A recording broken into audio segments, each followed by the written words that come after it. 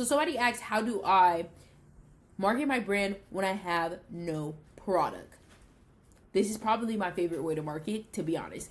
I think no product actually teaches you how to control an audience a little bit better than having a product. Because when you have a product, you're already in the mindset of, I have to sell this, I have to sell this, I have to sell this. But when you have a product, working on it, and you're just trying to get to the end goal of that product, and you have socials on the side that you're just kind of taking care of, I feel like this is when you teach yourself how to actually maneuver and like puppeteer socials. So catch Canary. It's basically similar to Hidden NY, but I'm going to show you why no one can replicate Hidden NY anymore and how Catch Canary does this well. Okay, so here's Catch Canary socials. So I just want you to see their socials and look through them really fast. What do you see that's repetitive?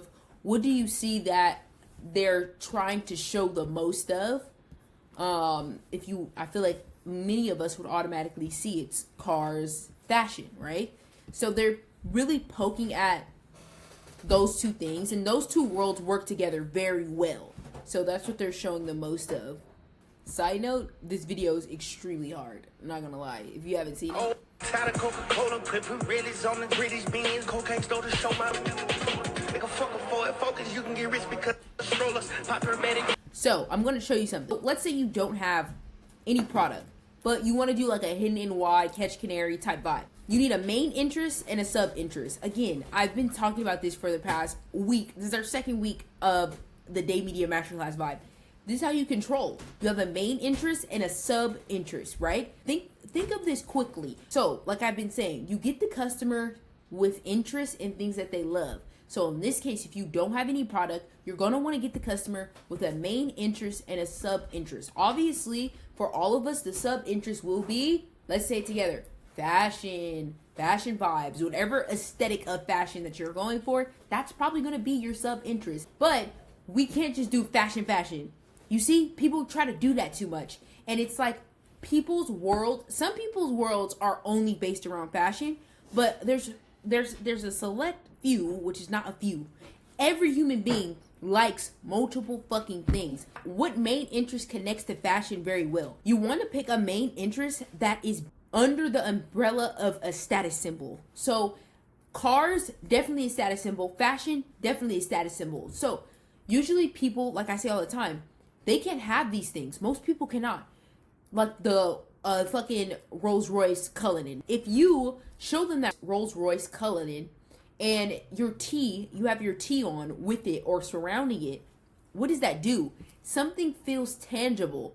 So they're going to get that t-shirt because you were next to that Rolls Royce, and people automatically think, oh, this is how I get closer to it, right? Even though they can't go spend $500K and up on an actual Cullinan. Very much consumerism 101, to be honest, right? So you pick a main interest that's very status symbol based. So step 2 would be, again, you pick that status based interest and see how can you use that status based interest to make these customers come in and be like, this is the hardest thing I've ever seen in my life.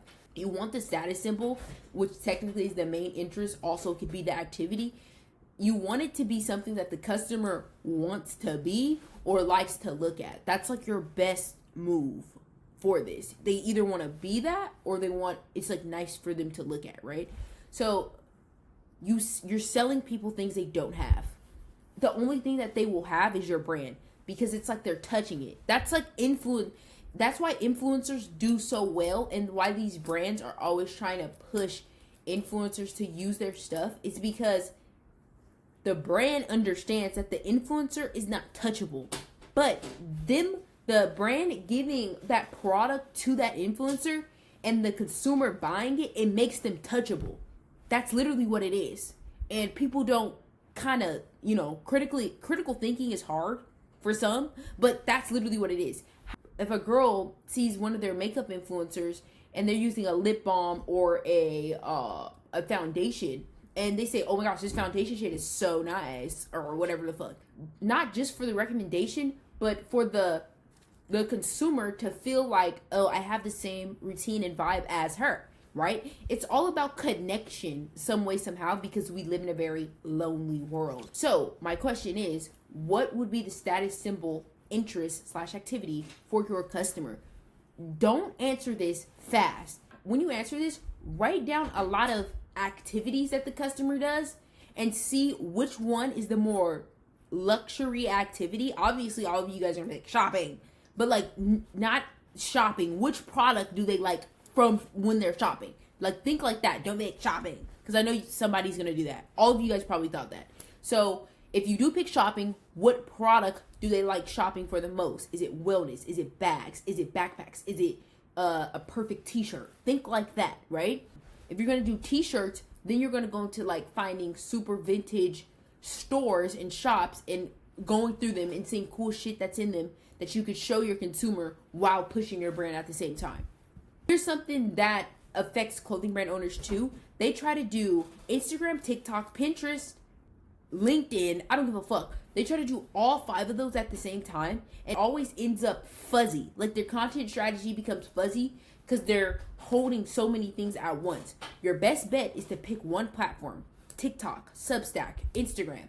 You pick the one platform and you push the fuck out of it. Interest-based status symbol, and then you want to combine that with the fashion aspect, which is the sub-interest based on your aesthetic, basically. That's how you create the equation for that hidden NY vibe, right? Status-based interest, I suggest. I already said bags. I would do bags and fashion. They go together well. And if you could find cool, old school bags, there's this Chateau Marmont Gucci bag that's super hard that I think people would like online.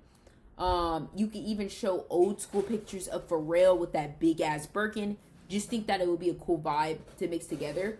Food is always a good one, but you could be super streamlined with it. Like, what type of food? You could do like caviar in fashion. That would work well.